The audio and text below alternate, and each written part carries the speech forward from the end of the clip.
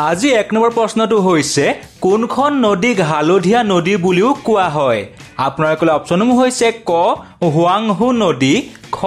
Mekong নদী গ চেনাব নদী ঘ আমাজন নদী ইয়াৰ উত্তৰটো হৈছে ক হুৱাংহু নদী 2 নম্বৰ প্ৰশ্নটো হৈছে গৌতম বুদ্ধৰ জন্ম কোনটো প্ৰতীকে প্ৰতিনিধিত্ব কৰে আপোনালোকৰ অপচনসমূহ হৈছে ক ঘোঁৰা খ চকা গ বুদ্ধি গছ ঘ পদুম হয় ইয়াৰ উত্তৰটো হৈছে ঘ পদুম 3 নম্বৰ প্ৰশ্নটো হৈছে দামোদৰ নদী উৎপত্তি ক'ৰ পৰা হৈছে আপোনালোকৰ অপচনসমূহ হৈছে ক পূব ঘাট খ ৰাজমহল মালভূমি গ সুতানাগপুৰ মালভূমি ঘ হিমালয়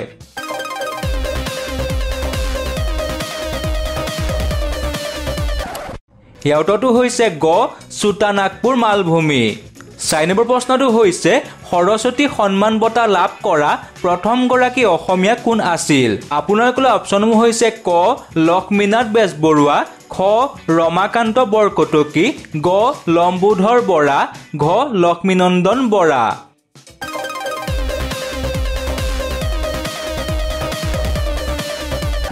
ইয়াৰ উত্তৰটো হৈছে ঘ লক্ষ্মীনন্দন বৰা 5 নম্বৰ প্ৰশ্নটো হৈছে পাতাল ভৈৰৱী উপন্যাসখনৰ লেখক কোন আপোনালোকৰ অপচনসমূহ হৈছে ক লক্ষ্মীনন্দন বৰা খ ৰমাকান্ত বৰকটকী গ লম্বোধৰ বৰা ঘ অৰুণ শৰ্মা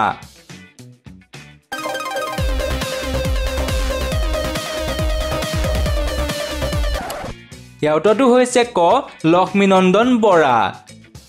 6 নম্বৰ প্ৰশ্নটো হৈছে বড়ো লোকসকলে কাক গুৰুদেৱ বা গুৰু ব্ৰহ্ম বুলি অভিহিত কৰে আপোনালোকৰ অপচনসমূহ হৈছে ক কালীচৰণ ব্ৰহ্ম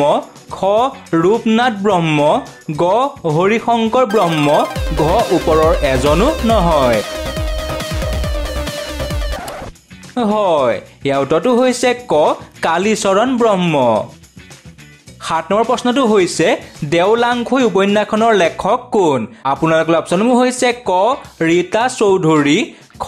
মামণি ৰয়ছম গোস্বামী গ ৰীনা বৰুৱা ঘ মাইনী মহন্ত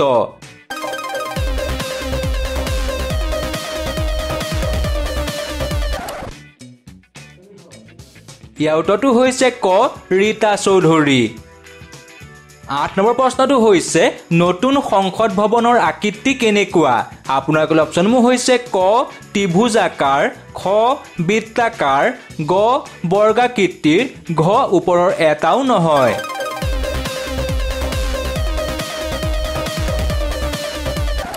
ইয়াৰ উত্তৰটো হৈছে ক ত্ৰিভুজাকাৰ 9 নম্বৰ প্ৰশ্নটো হৈছে নিম্নলিখিত কোনে আত্মীয় সভা প্ৰতিষ্ঠা কৰিছিল আপোনালোকৰ অপচনসমূহ হৈছে ক ৰাজা ৰামমোহন ৰায় খ দেৱেন্দ্ৰনাথ ঠাকুৰ গ ৰবীন্দ্ৰনাথ ঠাকুৰ ঘ আত্মাৰাম পাণ্ডুৰাং ইয়াৰ উত্তৰটো হৈছে ক ৰাজা ৰামমোহন ৰায় 10 নম্বৰ প্ৰশ্নটো হৈছে হিন্দু সভ্যতাৰ বাবে কোনটো ধাতু অজ্ঞাত আছিল আপোনালোকৰ অপচনসমূহ হৈছে ক আইৰণ খ সোণ গ ব্ৰঞ্জ ঘ তাম বন্ধু বান্ধৱীসকল আমাৰ চেনেলটো সাবস্ক্ৰাইব আৰু ভিডিঅ'টো লাইক কৰি দিব ধন্যবাদ ইয়াৰ উত্তৰটো হৈছে ক আইৰণ 11 নম্বৰ প্ৰশ্নটো হৈছে ইউনিচেফ কিমান চনত গঠন হৈছিল আপোনালোকৰ অপচনসমূহ হৈছে ক 1940 চনত খ 1946 চনত গ 1949 চনত ঘ 1955 চনত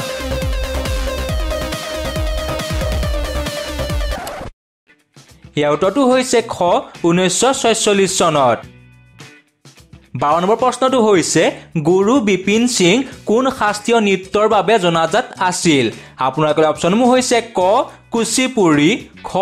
কথক গ বিহু ঘ মণিপুৰী উত্তৰটো হৈছে ঘ মণিপুৰী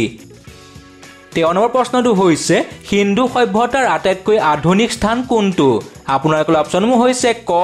লুথাল খ হৰপ্পা গ মহেঞ্জোদাৰো ঘ ৰাখিগড়ি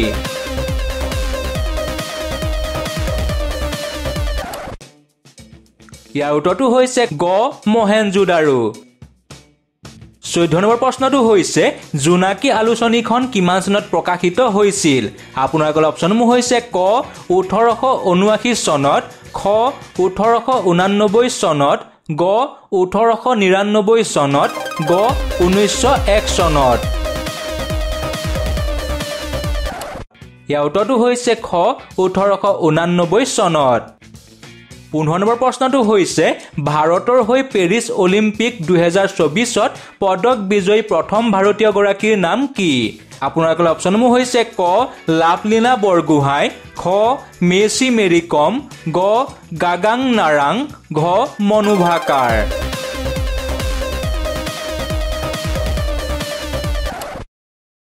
ইয়াৰ উত্তৰটো হৈছে ঘ মনু ভাকাৰ 16 নম্বৰ প্ৰশ্নটো হৈছে পেৰিছ অলিম্পিক 2024ত মনু ভাকেৰে কি পদক লাভ কৰিছিল আপোনালোকৰ অপচনসমূহ হৈছে ক গোল্ড খ সিলভাৰ গ ব্ৰোঞ্জ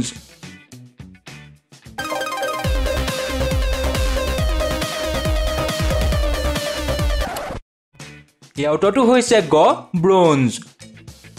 17 প্ৰশ্নটো হৈছে মনু ভাকেৰ কি খেলৰ লগত জড়িত আপোনালোকৰ অপচনসমূহ হৈছে ক ৰেসলিং খ বক্সিং গ শ্বুটিং ঘ বেডমিণ্টন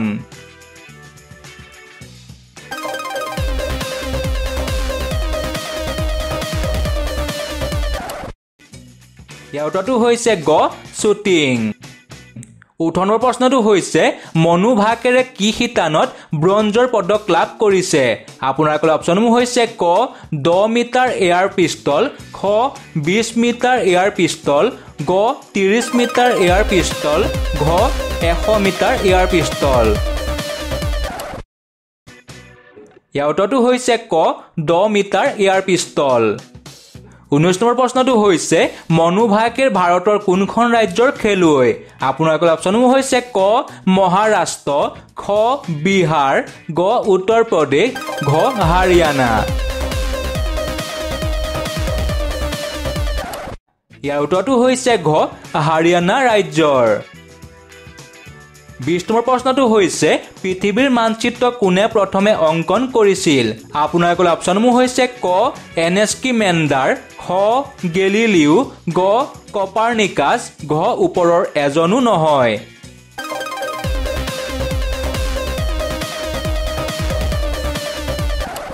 ইয়াৰ উত্তৰটো হৈছে ক এনএছকি মেণ্ডাৰ আজি 21 নম্বৰ প্ৰশ্নটো হৈছে ষ্টেট বেংক অফ ইণ্ডিয়াৰ পুৰণি নাম কি আপোনালোকৰ অপচনসমূহ হৈছে ক বেংক অফ হিন্দুস্তান খ বেংক অফ ষ্টেট গ বেংক অফ ভাৰত ঘ ইম্পেৰিয়েল বেংক অফ ইণ্ডিয়া বন্ধু বান্ধৱীসকল ইয়াৰ উত্তৰটো আপোনালোকে কমেণ্ট কৰি জনাই দিব তেনে নতুন এটা ভিডিঅ'ত লগ পোৱাৰ আশাৰে আজিলৈ ধন্যবাদ।